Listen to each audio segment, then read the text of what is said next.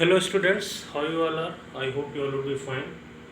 So today you all, in earlier I gave you the notice that today your English grammar test will be there, first lesson, and that is sentences and phrases. This is the revision video. In a brief form I will be explaining you about the topics that will be helpful for you in solving the test paper. And one request I make you to all, that you do the paper with full honesty, because nobody is there to see you. And if you are doing the paper with full honesty, it will be helpful for you to in the clarifying of the concepts for you. So it will be helpful for you in the examination also. This is a practice test, so no need of cheating or anything like that. So come on the topics. There are two topics to be covered in this chapter. First is sentences and other is phrases. So first we will be studying about sentences. A group of words which makes a complete sense is called a sentence. If I ask you the definition, then also you will write the same thing. For example also you will do. John works hard, I play well. Such type of examples you all can do it. Group of words means so many words bringing together and making it sense, complete sense, then it will become a sentence.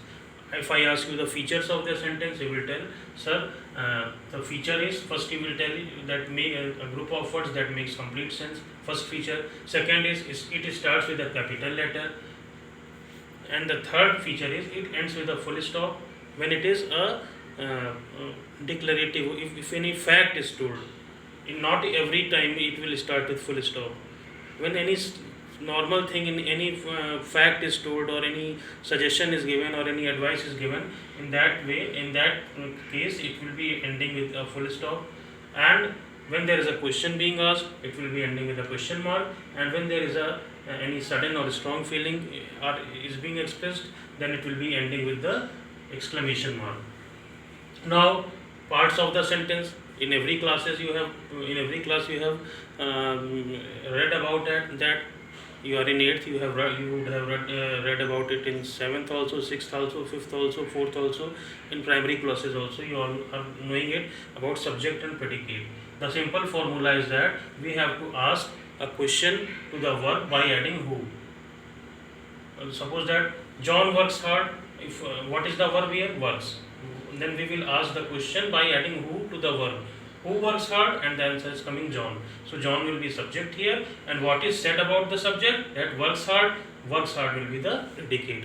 In that way you will be able to know in various sentences by asking who, and the answer that you are getting will be subject, and whatever is told about that subject, the remaining part is the predicate here.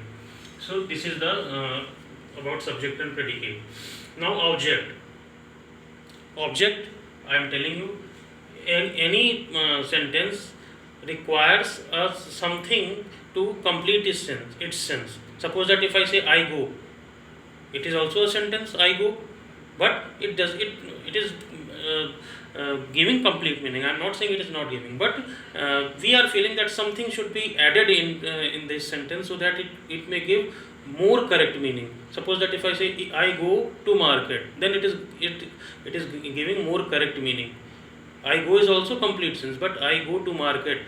To market, the word which is being added, that gives the complete meaning. So when there is that gives the full meaning. When there is something that to be added to the verb, it becomes the object. So, and the basic thing about finding out the object, that we have to ask the question by adding what. So here object is also again of two types. First is direct object and second is indirect object. Suppose that if I say I sing a song, then I have to ask a simple question, what do I sing? And the answer I am getting is a song. Anything. He throws the ball, then we will ask the question, what did he throw? Then answer gives a ball. So what is the answer that is giving? We are getting by adding what, it becomes direct object, and when we ask question by who, it becomes a subject. So this is the basic difference. For finding subject we have to ask who, and for finding object we have to ask what. for finding direct object. And if we are finding an indirect object, first we all should understand what is a indirect object. A noun which tells the person for whom something is done. Something, suppose that if I say a teacher gave sweets to the children, if this is the sentence, a teacher gave sweets to the children, and first of all we have to find out the direct object. The simple formula is we have to question what did the teacher give, and the answer is coming sweets. Sweets is the direct object. And what is told about sweets? Sweets is given to whom? About whom the sweets has been come? The children.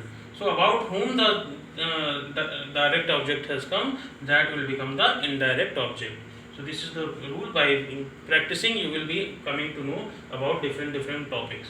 Then again types. Declarative sentence, any declaration is being done. If it is in positive, then it is affirmative sentence, and if it is in negative, it will be a negative sentence.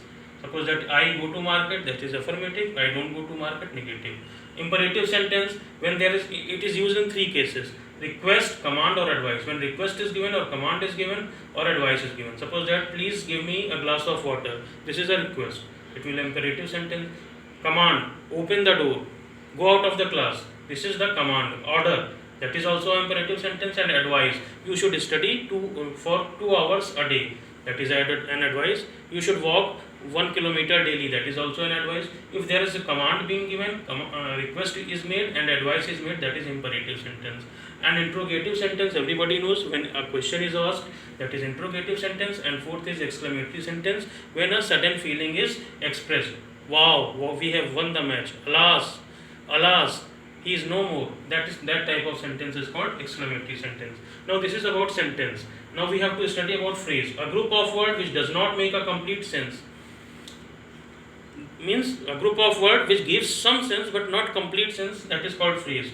And the other thing is, if I am asking about the feature of the phrase, you will say a group of words which does not make a complete sense. First feature. Second feature is they cannot stand alone. Means if I say in the corner, it is giving some meaning but not complete meaning. So alone, if I am saying any phrase, it will not convey anything. It should need some other sentences to complete its meaning. It cannot stand alone, and there is no subject and no predicate in the phrase. So these are the three features. A group of words which does not make a complete sense. It makes some sense but not complete sense. And the second feature, it cannot stand alone. And the third feature, it has no subject and no predicate. Example is in spite of, pink in color, in the corner. These types of sentence words are called phrases. Now the types of phrases. First is noun phrase. When the phrase acts like a noun. Suppose that I love to sing. To sing, that is a noun. It is always, noun phrase always starts with to or ing. I love making sweets. Making sweets. Ing it is there in making. Or I want to go. So to go, that is again a phrase. It generally it starts with to or ing. That is noun phrase. Adverb phrase, it acts as an adverb. An adverb is what? It tells about the quality of the verb. So in adverb phrase there is three types of phrases are there: adverb of manner, adverb phrase of manner, adverb phrase of place, adverb phrase of time. Suppose that she smiled in a warm manner. So in a warm manner, that is a adverb phrase. Suppose that I searched the book in every possible place. In every possible place, that is again an adverb. And time, I get up early in the morning. In the morning, that is a time. So that is adverb phrase. And adjective phrase, it acts as an adjective. Suppose that if I say the girl who is in pink dress is known to me. Or the second sentence, if I say the fruits of my garden are fresh. So the fruits of my garden, this is adjective phrase which tells about the quality of the noun. So that is the complete revision. You study it well and do the work with full honesty, and submit the test paper by tomorrow 2 o'clock. Thank you and have a wonderful day.